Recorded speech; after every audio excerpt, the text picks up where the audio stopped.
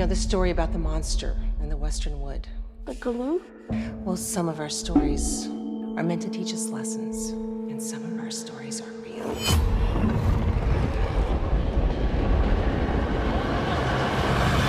Millions of years ago, before the time of the first people, an evil spirit was cast down from the darkest part of the night sky.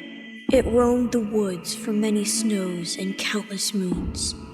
The children circled the Western Wood, which had been the monster's hunting ground for so long, and they buried 13 sacred shards deep into the earth. So the monster trapped inside could never break free. And the Galoo would remain within these pillars forever.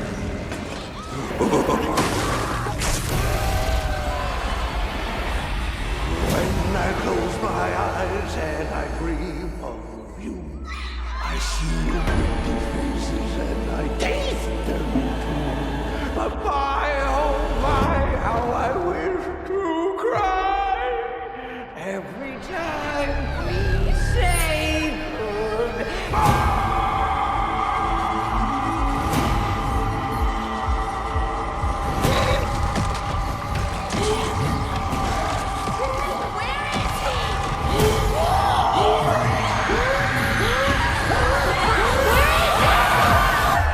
Prepare to meet thy God!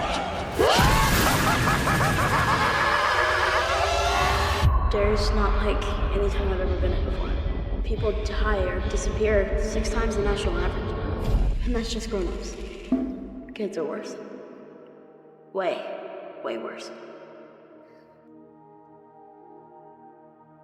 Being a fan of Pennywise means you probably followed a similar journey, hearing about some paranormal killer clown that seemed to target children and possess supernatural abilities. Conceptually, you can see why it's a horror film and you could see it being creepy, but it's only upon indulging yourself and looking more into it that you realize this is a story of some cosmic being that was sent down to Earth millions of years ago and has been plaguing a town for a very long time, a town it itself could even be deemed as responsible for creating. And now with the new Welcome to Derry show, we are introduced to the idea or concept that Pennywise can time travel? Or perhaps being a cosmic being, he's simply time aware and just being a witness to everything that happens on a very fixed and steady timeline. Well, by the end of this video, I think I can convince you that Welcome to Derry is not just a story following Pennywise's biggest hits, and is actually a chronological tale meant to explain to us how Pennywise will come back onto the scene and continue to wreak havoc for future installments of the series or franchise.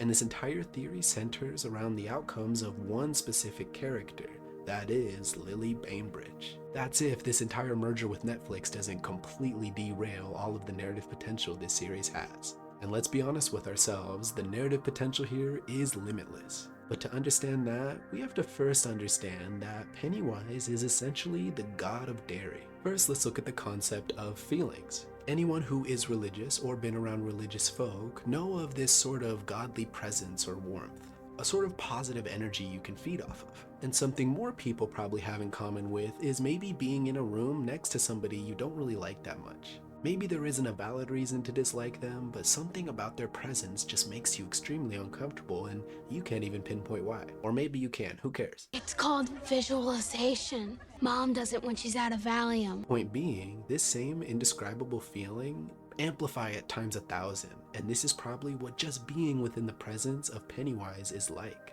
Feelings are a very powerful thing in both religions and real-world fiction.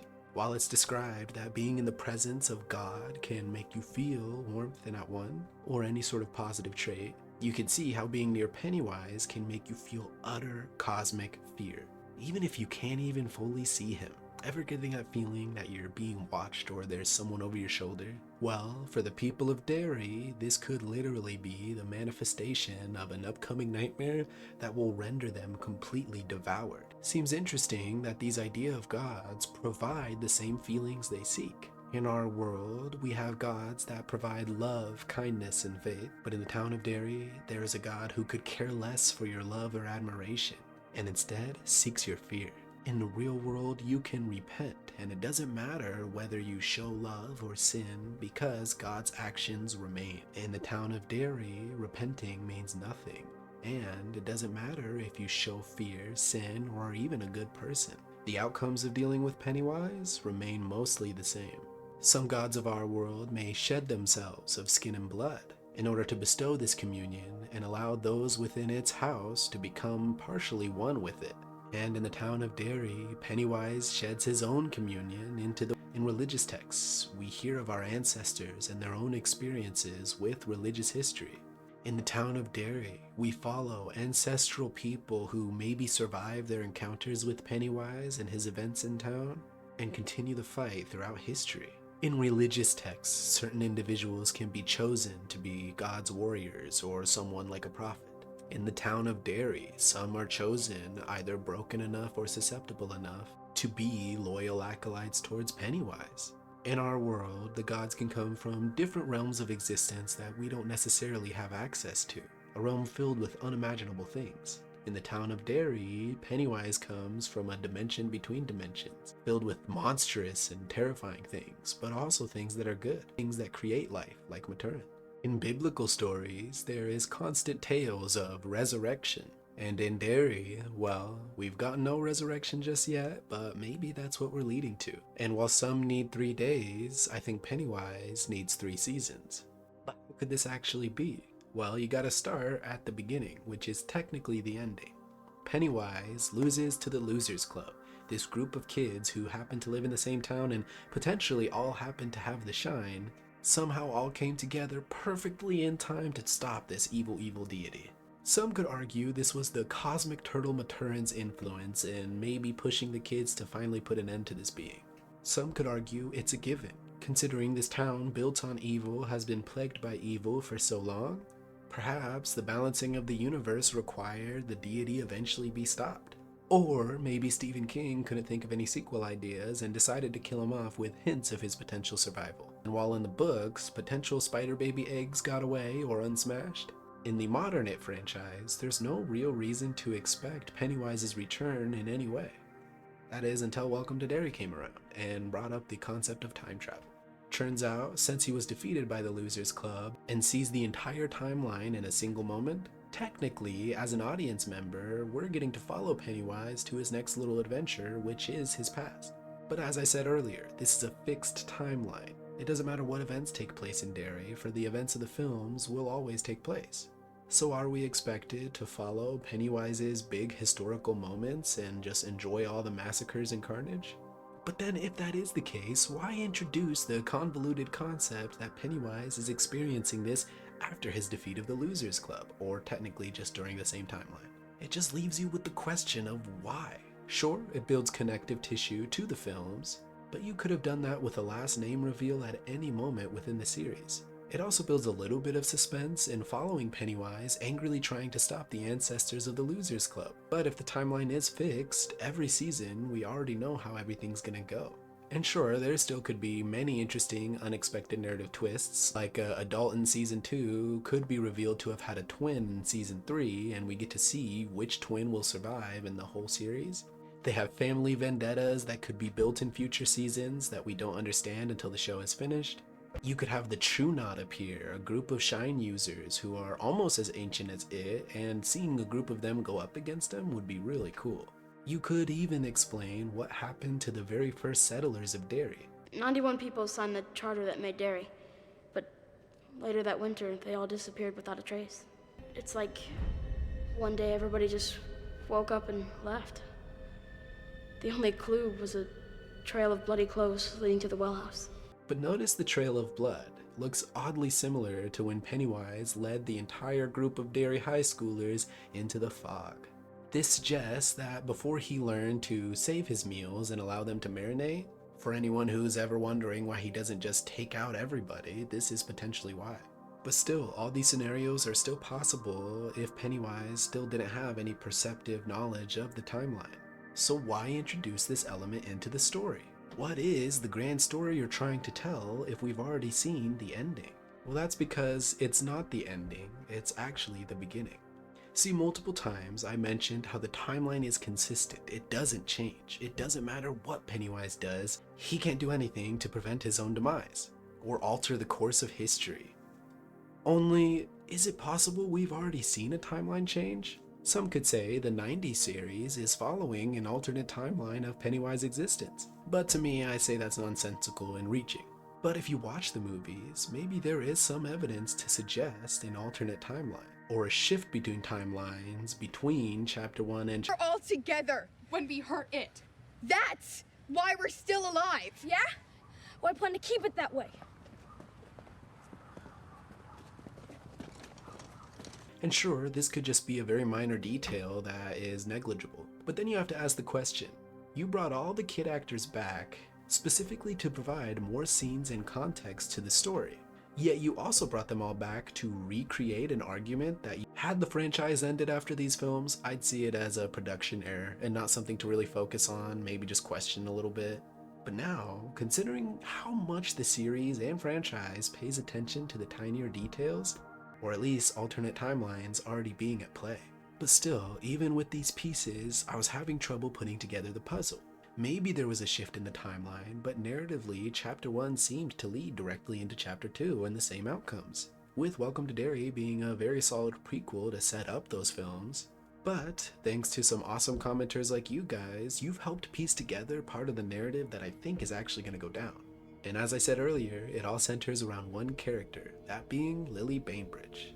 Lily Bainbridge, an awesome protagonist to watch, though she did lose a lot of her agency by the end of the show, and you begin to realize she had a lot more stuff happen to her than her initially instigating. And while I'm happy her endless trauma is finally over, I was left wondering, where was she in the It films? Sure, none of the parents of the losers got too much focus, or at least the ones we see in Welcome to Derry, but Lily seemed like a big and prominent character for the franchise to just sort of be forgotten. And what if that's because that's exactly what happens in Season 2? Picture this, Season 2 follows the different ancestors of Derry, and we could even follow Lily's mom or her pickled father. Only this time they're kids, and they're facing Pennywise like any other group of losers would. And the audience relies on the fact that this timeline is fixed. We're just going to watch them either lose to Pennywise and watch the ancestors survive somehow. Only for the Bainbridge of the season, they end the series dying or being killed in some way, leading to the disappearance of Lily Bainbridge for the future films of the series, and also explaining why we only see her in one season of Welcome to Derry. You could even solidify this with a post-credit scene or the very final moments cutting back to Welcome to Derry and following Lily disappearing from existence. Or it could even be paid in reference in a newspaper clipping.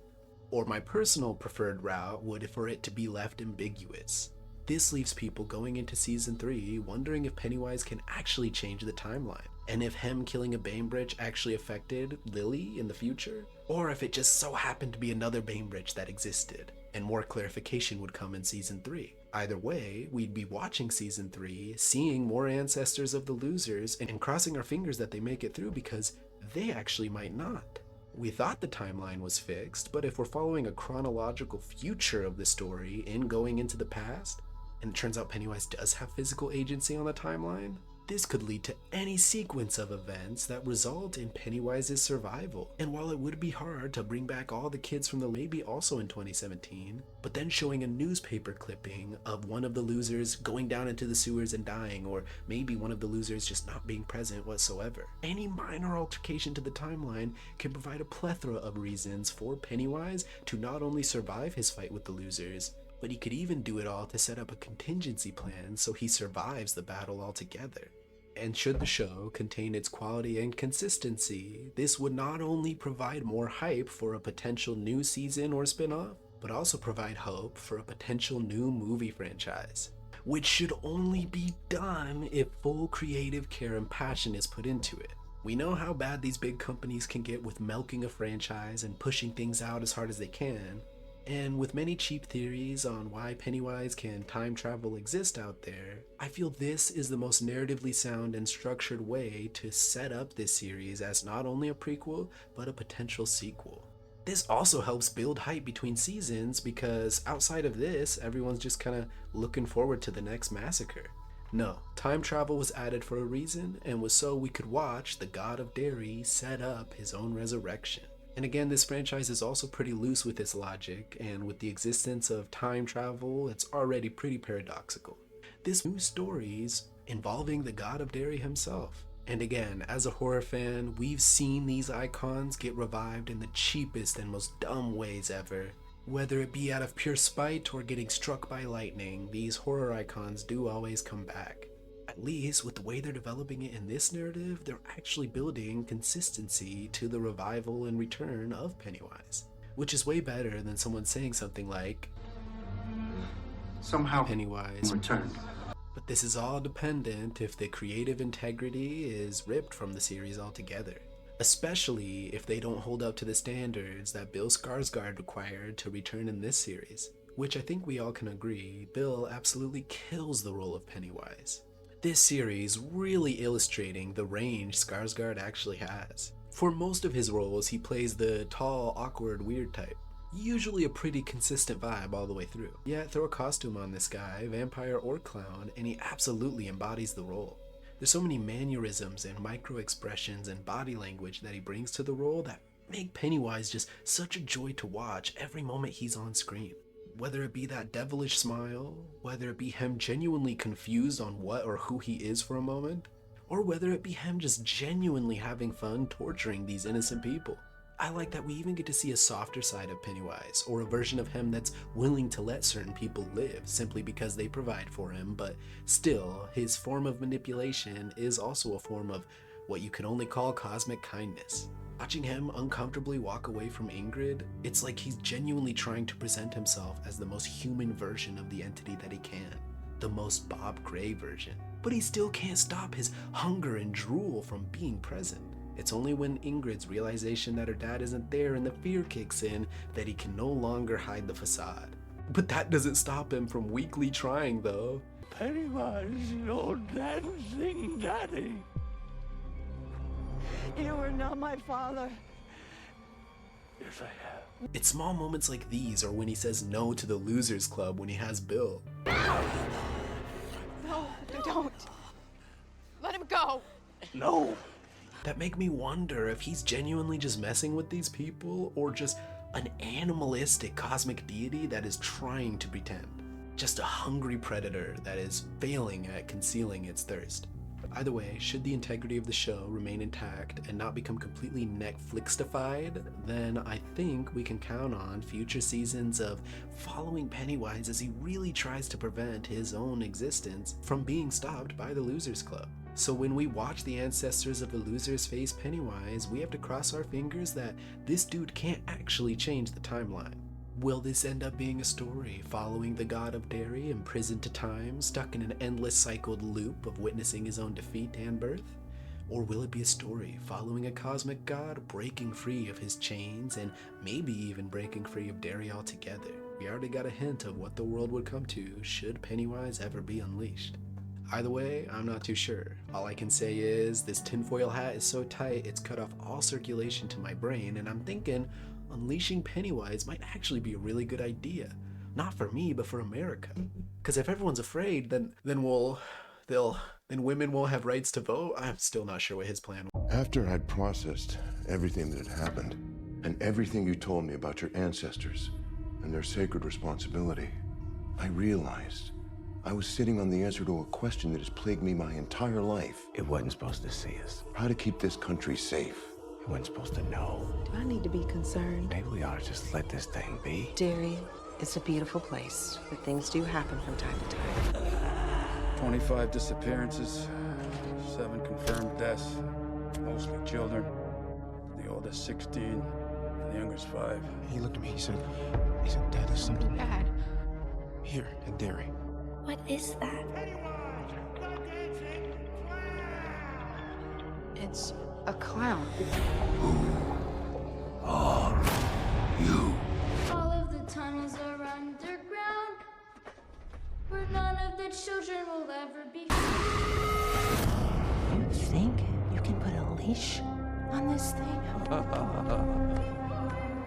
It can't be controlled. You wouldn't be doing any of this if you really remembered everything. What it's like to look it right in the eye. Feel its breath on your neck.